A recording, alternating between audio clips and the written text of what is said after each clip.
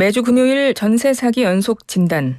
전세 사기에서 시급하게 해결할 문제를 공론화하고 대책을 함께 논의해 봅니다. 오늘 그 네 번째 시간인데요. 특별법이 제정됐지만 전세 사기 피해자들의 고통은 여전합니다. 또 전세 사기 사태 여파가 가시지 않은 임대차 시장에서 역전세난의 공포가 확산되고 있는데요. 오늘은 이은형 대한건설정책연구원 연구위원과 자세한 이야기 나눠보겠습니다. 위원님 어서 오세요. 네, 안녕하세요. 네.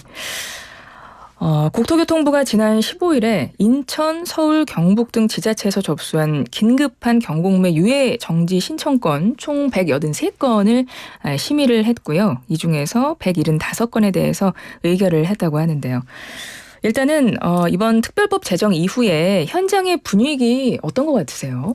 네, 사실 이번에 발표된 특별법, 사실 얼마 전에 발표된 거죠. 그렇죠. 이제 그 특별법의 내용은 크게 세 가지로 볼 수 있습니다. 첫 번째는 전세 사기 피해를 입으신 분들이 지금 살고 계시는 주택이 경매에 넘어갈 때 이걸 먼저 낙찰받고 싶다고 하시면은 이걸 낙찰받도록 도와주는, 그러니까 지원하는 것이 첫 번째 내용이고요. 두 번째는 낙찰받을 여력이 없으신 분들에게는 인근에 있는 공공임대주택을 제공하는 것이 두 번째 내용입니다. 그리고 세 번째는 이제 기타 비용들, 예를 들어서 긴급 생활자금의 지원이나 아니면 주택을 낙찰받았을 때 뭐 취득세를 지원한다든가 이런 부분에 뭐 소소한 지원들이 들어가는 것이 세 번째 내용입니다. 그런데 이 세 가지 내용 모두 다 이제 피해자분들이 가장 원하시는 것과는 조금 거리가 있습니다. 네. 이제 피해자분들이 가장 원하시는 것은 뭐 기본적으로 피해 입으신 금액을 보상받는 것인데요. 실질적으로 내 전세금을 찾고 싶은 거죠. 네, 맞습니다. 예. 그런데 지금 이 건이 사실은 쉽지가 않습니다. 그러니까 이제 이분들의 전세 계약 자체가 처음부터 공공이 개입한 것이 아니라 이제 사인과 사인 간의 계약, 그러니까 이제 민간에서 그냥 이루어진 계약입니다. 그 때문에 민간에서 이루어진 계약에서 발생한 피해를 공공이 먼저 금액을 보상한 다음에 나중에 이 범죄자분들에게 구상권을 행사한다는 게 쉽지가 않은 내용입니다. 그 때문에 지금 제시된 특별법의 내용이 어쨌든 기본적으로는 전세 사기의 피해자분들에게 긴급하다고 할 수 있죠. 이제 긴급한 주거 지원을 한다는 목적에 있어서는 의미가 아주 큽니다. 그래서 뭐 전세 대출을 좀 늘려주고 대출해주고 뭐 저리로 혹은 무이자로 뭐 이런 방식으로 좀 주거 안정에 좀 초점이 맞춰진 그런 법이란 말씀이신 거죠? 네, 맞습니다. 그 정도는 내용이 매우 큰데 이제 현실적으로 피해를 어떻게 복구할 것이냐에 대해서는 좀 더 논의가 필요한 상황입니다. 그렇군요.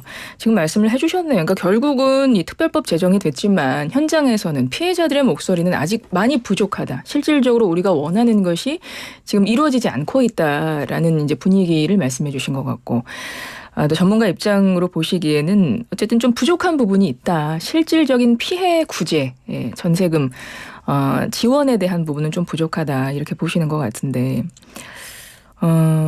앞으로 이런 일이 발생하지 않게 예방책을 제대로 세우는 것, 지금부터라도 일단 그것이 가장 중요해 보입니다. 그래서 앞으로 그 부분에 대해서는 뭐 여러 분야에서 각계각층에서 전문가들도 그렇고요, 입안자들도 그렇고 많은 이야기들을 하실 것 같은데, 지금 당장 뭐 이제 피해자에 대한 구제책이라던가 도와줄 수 있는 지원 방법도 고심을 해야 되겠고, 더불어서 함께 이루어져야 될 것이 이런 전세 사기 단속과 이 사기범 처벌하는 그 문제에 대해서도 좀 제대로 해야 되지 않을까 이런 생각이 들어요. 또 제대로 처벌하는 것도 역시 피해자들이 가장 원하는 것 중에 또 하나라고 알고 있고요. 지금 전세 사기 일당들이 검거되고 있는데 이 사람들 어떻게 처벌을 해야 될까요? 네, 사실 좀 쉽지 않은 부분입니다. 그러니까 우리가 이제 평소에 이제 하는 얘기로도 네. 그 대한민국이 사기 범죄에 대한 처벌이 그렇게 높은 편이 아니다라는 내용들을 좀 그러니까 원래 전체 사기에 대해서 처벌이 그렇게 강력한 편이 아니다. 네, 맞습니다. 그리고 사기도 특히 이제 경제 분야에 대해서는 또 좀 비판이 좀 있기 때문에 사실 지금 나온 내용에 대해서도 좀 더 사회적으로 지탄받는 범죄 행위에 대해서는 좀 더 처벌을 강력하게 마련해 두는 것 정도 말고는 지금 단계에서 제시할 내용은 크게 찾기 어렵습니다. 그렇군요. 참. 가장 그러니까 저도 이제 일반적으로 생각했을 때는 그 부분이거든요. 당연히 잘못을 했고, 나의 많은 피해자들의 자산을 가지고 달아난 사람들이기 때문에 그 사람들을 잡아서 제대로 처벌하고, 그리고 사실은 그 사람들의 뭐 재산을 몰수하든 자산을 압류하든 해서 그것이 피해자들의 보증금 회수 방안으로도 이용이 되면 참 좋겠다라고 일반적으로들 생각을 하는데 사실 그것도 현실적으로는 불가능하다고 이야기가 나오긴 하더라고요. 아닙니다. 일반적으로 범죄 수익은 환수를 합니다. 예. 환수를 하는데 이것을 이제 그 환수되기 직전에 다르게 돌려준다든가 이제 이런 부분 때문에 처음 의도했던 만큼 충분한 환수가 이루어지지 못하는 경우가 있다는 게 일단은 첫 번째 제대로 환수가 어렵고 어려운 경우가 있다라고 할 수 있습니다. 전부 환수는 힘들다. 전부 환수할 수도 있습니다. 물론 할 수 그래요. 있는데 이제 상황에 따라서 이제 피해금 전체를 환수하기가 쉽지 않을 수도 있다. 이런 부분 때문에 지금으로서는 일단 발생한 범죄에 대해서는 좀 더 가중처벌하는 방법을 저희가 좀 고민하는 것이 가장 현실적인 내용이 아닐까 합니다. 근데 실질적으로 이게 환수를 할 수 있다고 해도 그냥 국고로 들어간다고 하던데요. 그 이후에는 정확하게 이게 뭐 피해자들한테 돌아간다던가 이게 마련이 돼 있는 거예요. 그러면? 지금은 그런 부분도 명확하지 않습니다. 그렇군요. 사실 전세 사기라고 하는 것은 종전부터 있던 유형입니다. 네. 다만 이제 종전과 지금의 차이점은 지금은 여러 지역에서 동시다발적으로 피해자 분들이 많이 발생하고 있습니다. 그러니까 어떻게 표현하면 아직까지 국내에서 선례가 없던 상황이라고 할 수 있습니다. 그 때문에 이런 상황이 발생했을 때는 결국에는 이번 사례를 계기로 해서 향후에 이런 일이 발생했을 때 이런 상황의 발생 가능성을 낮추거나 아니면 발생했을 때 어떻게 대처할 것인가 이런 부분들을 좀 더 정확하게 정립하는 것이 최선의 대처라고 할 수 있습니다. 네. 지금 상황에서는 그렇다는 거고요. 그리고 좀 이 부분을 여쭤볼게요. 앞서 제가 오프닝에도 말씀을 드렸던 건데 이제 좀 답답한 피해자들이 우리가 직접 좀 해결을 해보자라고 해서 협동조합을 만들어서 좀 문제 해결을 하겠다. 지금 이러시는 것 같아요. 이 부분에 대해서도 좀 설명을 해 주셨으면 좋겠어요. 이게 과연 좀 대책이 될 수 있을까? 이 부분도 전문가 입장에서는 어떻게 보시는지. 사실 피해자분들이 대처할 수 있는 여러 가지 시도의 하나라고 보시는 게 맞습니다. 자, 기본적으로 지금 나온 내용들은 이제 전세 사기의 피해자분들이 그분들의 전세금을 출자금으로 해서 조합을 만든다는 개념입니다. 네. 그래서 그 조합이 전세 사기의 피해가 발생한 주택들을 매입을 해서 이것을 뭐 임대하거나 아니면 수익을 낼 수도 있고 네. 아니면 그분들이 거주할 수도 있고 이제 이런 식으로 운영을 하자는 건데 결국에는 조합도 출발은 출자금으로 시작을 해야 됩니다. 돈이 있어야 되죠. 그렇죠. 그런데 만약에 전세금 자체를 다 모두 손실하시고 이제 추가적인 여력이 없으신 분들에게는 이것도 쉽지 않은 방법이 됩니다. 그래서 지금 현재로서는 협동조합의 방식을 도입해서 이것으로 전세 사기의 문제를 해결할 수 있다라는 접근보다는 지금 상황에서는 가능한 시도할 수 있는 모든 방법을 다 강구하는 것이 맞기 때문에 그런 와중에 제시된 내용이 하나라고 보는 게 적절합니다. 그렇군요. 전세 사기가 급증하면서 이 제도 자체에 대한 문제를 지적하는 목소리가 참 많이 나왔습니다. 그러니까 뭐 어떤 제도든 아무리 잘 만들어놔도 아마 사기범들은 어떤 식으로든 사기를 칠 것 같긴 해요. 그래도 이건 좀 짚어봐야 될 것 같아서 과연 이 전세 사기가 급증한 것이 이 전세 제도 자체가 문제가 있는 걸까? 근데 왜냐하면 그동안 사실은 이 전세라는 것이 자금 여력이 부족한 분들한테 요긴한 제도였고 충분히 서민 주거 안정에도 긍정적인 역할을 해왔던 부분이 있는데 이 제도 자체에 대해서 문제를 지적하는 그 부분에 대해서는 어떻게 생각을 하세요? 네, 사실 지금 이슈가 되는 건 전세 사기죠. 전세 그렇죠. 사기는 범죄 행위입니다. 그런데 범죄 행위가 발생했다고 해서 전세가 문제다라고 몰아가는 것은 조금 포인트가 맞지 않습니다. 그리고 사실 지금도 마찬가지고 지금까지도 그랬고 이제 전세라고 하는 제도는 분명히 우리 사회에서 수요가 있고 지금도 작동하고 있습니다. 그런데 이런 제도를 인위적으로 뭐 공공이 개입한다던가 어떤 규제를 가해서 뭐 없앤다던가 하는 것이 오히려 더 맞지 않는 접근이라고 생각합니다. 그리고 다들 아시는 것처럼 이제 임차인 분들에게 전세가 갖는 장점은 많습니다. 물론 과거와 비교한다면은 전세자금 대출이라는 게 생겼기 때문에 예전처럼 정확하게 전세와 전세가 아닌 유형의 임대인 월세를 구분하기가 조금 애매하긴 합니다. 왜냐하면 전세자금 대출하신 분들은 이자를 내시니까 그 이자를 월세라고 생각하시잖아요. 그러니까 원래는 전세 같은 경우는 내가 있는 자산으로 보증금을 한다는 개념, 그러면서 집을 빌려 쓰는 이런 개념으로 이제 보통 생각을 하는데 요즘엔 거의 다 전세 대출로들 많이 들어가시니까. 네, 맞습니다. 예. 그래서 종전처럼 명확하게 구분하기는 좀 어렵긴 한데 일단 그 전세금이 대출이 아니라 자기 돈이라고 가정을 하면 일단 임차인에게 유리합니다. 왜냐하면 그렇겠죠. 임대 기간이 지나도 원금이 남아 있고 매달 나가는 돈이 없기 때문에 유리합니다. 그리고 이제 일각에서 전세가 문제니까 전세 말고 이제 뭐 선진국 얘기하면서 월세를 얘기하시는 분들이 계신데 해외에는 전세란 제도가 없고 많이들 좀 월세로 살고 있다 이런 이야기들이 나오죠. 네, 맞습니다. 그런데 만약에 전세가 사라지고 월세만 존재하는 세상이 된다고 한다면 그게 과연 임차인분들, 특히 서민분들에게 좋은 세상인가라고 생각을 해보면 저는 그렇지 않은 것 같습니다. 왜냐하면 저희가 쉽게 생각할 수 있는 것이 지금도 서울에서 이제 미혼 청년들이죠. 그 청년주택 얘기할 때 늘 나오는 그분들. 이제 이분들이 민간 임대 월세로 들어가 있을 때 네. 그러니까 흔히 뭐 이렇게 원룸 오피스텔이나 뭐 이런 데 사시는 분들 지금도 한 달에 월세를 얼마 내느냐를 생각해 본다면은 적어도 서울에서는 수십만 원을 내고 있습니다. 맞습니다. 근데 그 주택은 작은 주택이죠.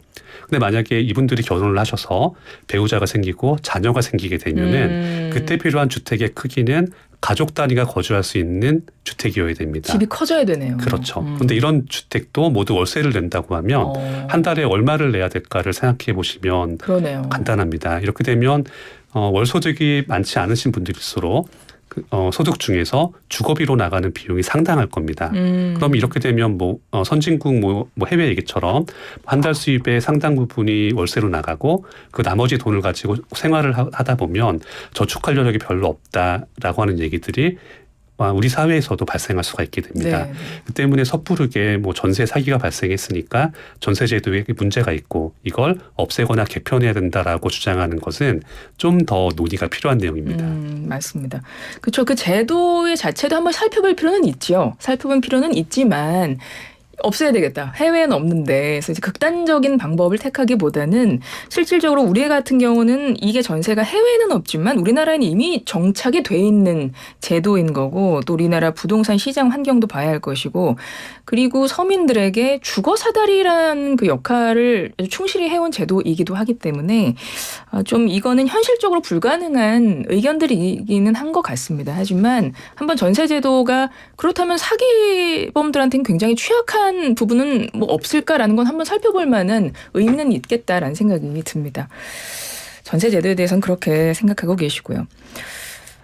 이번에 이 전세 사기가 급증하면서 사실은 이 부동산법에 대한 이야기도 좀 많았었습니다. 원희룡 장관도 전세제도 문제 얘기하면서 임대차 3법 이야기를 했었어요. 임대차 3법에 이제 전월세 상한제와 계약갱신 청구권을 이제 지적을 하면서 이 부분에 좀 문제가 있었다 이런 이야기가 있었는데 어떤 문제가 있다고 보시나요? 네, 사실 지금 말씀하신 그 두 가지 법이죠. 임대차 3법 중에 두 가지에 해당하는 것은 전세 사기에 직결되는 내용은 사실 아닙니다. 네. 그러니까 이제 그때 장관님 말씀하신 것 앞뒤 맥락을 살펴보게 되면 일단 전세 시장이 좀 더 복잡해졌을 때 그러니까 전세 가격의 상승이 아주 컸을 때 이제 그 부분을 지적하시면서 이제 예를 들어서 계약갱신 청구권은 종전에는 2년마다 전세 계약을 갱신했기 때문에 돈을 올려주는 것도 또는 돈 내리는 것도 2년마다 갱신을 했습니다. 이렇게 네. 되면 아무래도 그 변동 폭이 4년에 발생하는 것보다는 적을 가능성이 있죠. 그렇죠. 대처하기가 좀 더 쉽습니다. 그런데 이제 계약갱신 청구권이 도입이 되면서 4년마다 전세 가격이 변동하게 되면 이런 부분들은 좀 갑작스러운 상황이 발생했을 때 세입자분들이 감당하기가 좀 더 큰 금액이 아닌가라는 맥락들이 함께 얘기가 된 거고요. 계약 갱신할 때 전세금이 많이 오를 수 있다는 거죠. 네, 맞습니다. 이런 부분들이 좀 언급이 된 것이고 이것이 전세 사기나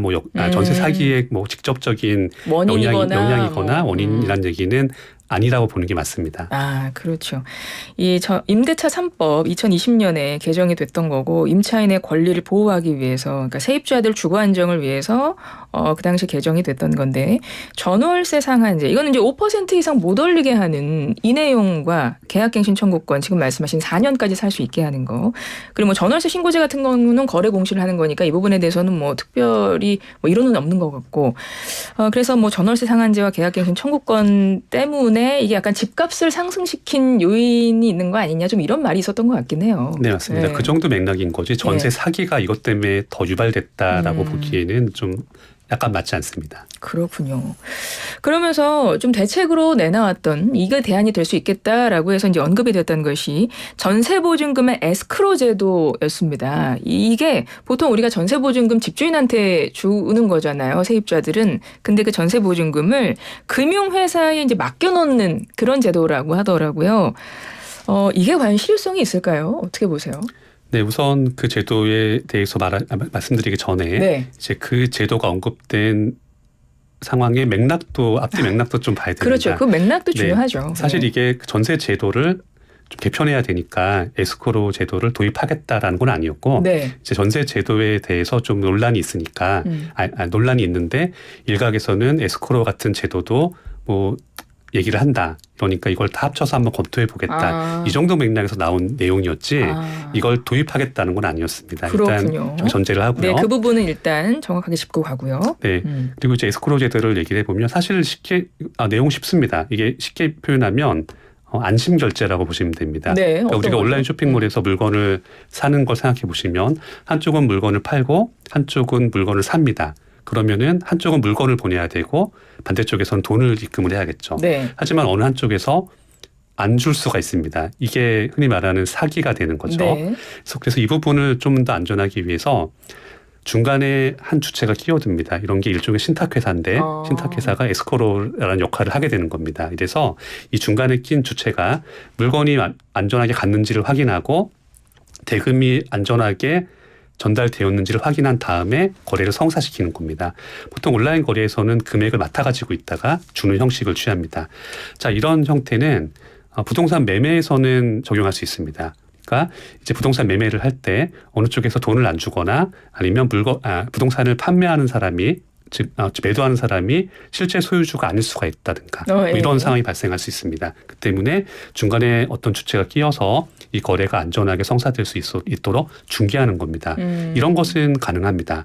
그런데 전세 계약 같은 경우에는 시간이 2년이라는 중간에 갭이 있습니다. 네. 자, 이렇게 되면 본래 전세라고 하는 제도는 임대인 입장에서 임차인에게 전세금을 받은 다음에 2년 동안 자기가 그 돈을 쓸 수가 있습니다. 그렇죠. 일종의 무이자 대출이라고 생각하면 딱 맞습니다. 집주인 입장에서는. 그렇죠. 네. 그래서 이 돈으로 뭐 더 좋은 데 투자를 하실 수도 있고 뭐 원하는 대로 굴리실 수 있으신데 만약에 집주인에게 이 전세금을 받는 대신 이것을 어디 은행이나 기타 기관에 모두 예치해 두고 여기서 이자를 받아라 라고 한다면은 전세제도가 그 내용이 좀 안 맞게 됩니다. 그것도 그렇고 집주인 입장에서는 사실 전세를 놓을 이유가 없게 될 것 같아요. 그렇게 되면. 네, 맞습니다. 그래서 에스크로 제도가 좀 전소제도에 적용하기에는 참 맞지 않은 부분이 상당히 존재합니다. 그렇군요. 그러니까 지금 뭐 전세금을 날리는 이런 사기가 많으니까 그러니까 여러 가지 이건 어떨까 저건 어떨까 하면서 여러 가지 대안들이 지금 나오고 있는 맥락 속에서 에스크로 제도도 그래서 이제 나왔던 제도였던 거고 그렇죠. 근데 이게 지금 현실적으로는 그렇게 실효성은 없어 보인다. 이런 말씀이십니다. 최근에 주택가격, 뭐 전셋값이 동반 하락하면서 사실 여러 문제가 나오고 있고, 그러니까 지금도 해결할 문제가 산적한데요. 소위 사기 피해자분들에 대한 구제 문제도 계속 신경을 써야 되고, 근데 앞으로 깡통 전세, 역전세 난도 좀 이제 닥쳐온다 이런 전망들이 있어서 그 부분에 대한 좀 대책도 강구해야 되지 않을까요? 네, 사실 역전세 이 문제가 금년 하반기나 내년까지도 더 많이 증가할 겁니다. 자, 왜냐하면 전세 계약은 아시는 것처럼 최소 2년 계약을 하게 됩니다. 네. 그런데 전세 시세는 그 계약 시점의 매매 시세와 연동이 됩니다. 뭐 매매 가격의 뭐 70%라든가 50%라든가 이런 식으로 책정이 되죠. 그런데 지금과 그리고 하반기에 만기가 돌아오는 전세 계약권들은 계약 시점이 2년 전입니다.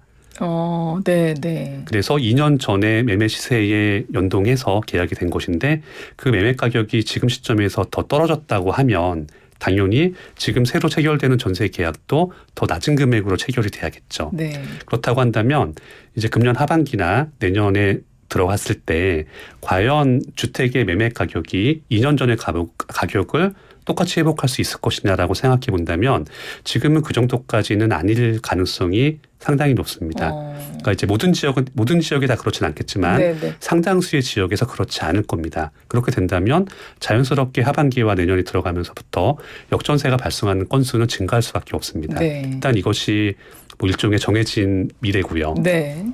자, 그럼 이제 일각에서는 뭐 제도적으로 역전세를 방지해야 되는 거 아니냐라는 의견도 나오고 있는데 사실 역전세는 방지하기가 불가능합니다. 왜냐하면 이것은 이제 역전세와 전세 사기를 먼저 구분해 본다면 전세 사기는 범죄이기 때문에 어떻게든 뭐 제약을 가할 수가 있습니다. 네. 그런데 역전세는 방금 저희가 얘기한 것처럼 매매 가격이 변동하게 된다면 자연스럽게 발생할 수 있는 거기 때문에 이걸 사전에 어떤 제도적인 조치를 취해서 방지하기가 매우 어렵습니다. 네. 그리고 만약에 역전세가 완전히 발생하지 않도록 하려면 집값이 내려가지 않으면 되는데 그런데 정작 시장경제를 취하고 있는 나라에서 정부가 개입해서 집값이 내려가지 않도록 버텨준다라고 하면은 그게 더 이상한 내용이 됩니다. 네. 그렇다면 지금은 일단은 대책이라고 하기는 좀 그렇고 지켜보고 좀 버텨야 되는 그런 상황이란 말씀이신 건가요? 뭐 원론적으로는 그렇습니다. 원론적으로는 그런데 다만 네. 이제 몇 가지 내용들을 찾게 된다면 이제 세입자분들이 이사 가기를 원하지 않으시고 해당 주택에 계속 임차하기를 원하신다고 하는 경우에는 이제 전세 금액이 좀 내려간 만큼 오히려 임대인분과 합의를 통해서 이제 월세를 거꾸로 받으시는 거죠. 그 전세금 내려갔지만 돌려받지 못한 금액만큼 월세를 좀 받으시는 방법도 한번 협의해 볼 수가 그런 있습니다. 방안들을 좀 협의를 통해서 맞습니다. 할 수 있다는 말씀이시죠. 그리고 최근에는 이제 DSR 차주 규제를 전세금 반환 대출에 한정해서 네. 좀 완화해주는 방법도 논의가 되고 있는데 사실 논의해볼 만한 사안입니다. 왜냐하면 이제 일반적으로 전세를 주고 계시는 분들 네네. 같은 경우에는 그 세입자가 임차한 주택 말고도 본인이 살고 계시는 주택 같은 걸 갖고 계실 수가 있습니다. 뭐 여러 채 있으실 수도 계시죠. 네. 근데 지금처럼 DSR 차주 규제가 걸려 있어서 이제 그러니까 종전 같으면 좀 더 대출을 할 여력이 있으신 분들, 그러니까 예를 들어서 현재 거주하시는 주택에서 대출을 받아서 임차 준 주택의 전세금을 네. 합쳐서 돌려주는 거죠. 이런 방법을 할 수 있는 분들이 단지 DSR 차주 규제 같은 대출 규제 때문에 그럴 수가 없으신다고 한다면은 그런 분들의 한정에서는 DSR 차주 규제를 제한적으로 완화하는 조치가 효과를 볼 수가 있습니다. 예, 알겠습니다. 끝으로 짧게 한 30초 정도 요건 여쭤볼게요. 정부의 부동산 정책의 방향, 어떻게 공공주택이 지금 이런 일련의 사태에서 좀 대안이 될 수 있을까요? 근데 사실 공공주택도 우리가 생각할 수 있는 여러 가지 방안의 하나라고 보는 게 정확합니다. 네. 왜냐하면 국내에서 일단 공공이란 단어가 들어가게 되면 일반적으로 인근 시세보다 저렴한 임대료 같은 것을 요구하게 됩니다. 네, 네. 당연히 이렇게 되면 공공임대주택, 특히 주택 수요가 많은 지역에서는 수요자가 넘쳐날 겁니다. 하지만 구조적으로 이런 형태의 주택은 공급이 수요를 따라가기가 어렵습니다. 그 때문에 애초부터 모든 수요자에게 공공임대주택을 제공할 수는 없겠지만 일단 여러 가지 주택을 공급하는 방법의 하나로서는 충분히 검토할 수 있는 내용입니다. 알겠습니다. 자, 전세 사기 연속 진단 오늘 그 4번째 시간이었는데요. 이은영 대한건설정책연구원 연구위원과 이야기 나눠봤습니다. 위원님 오늘 말씀 잘 들었습니다. 고맙습니다. 감사합니다.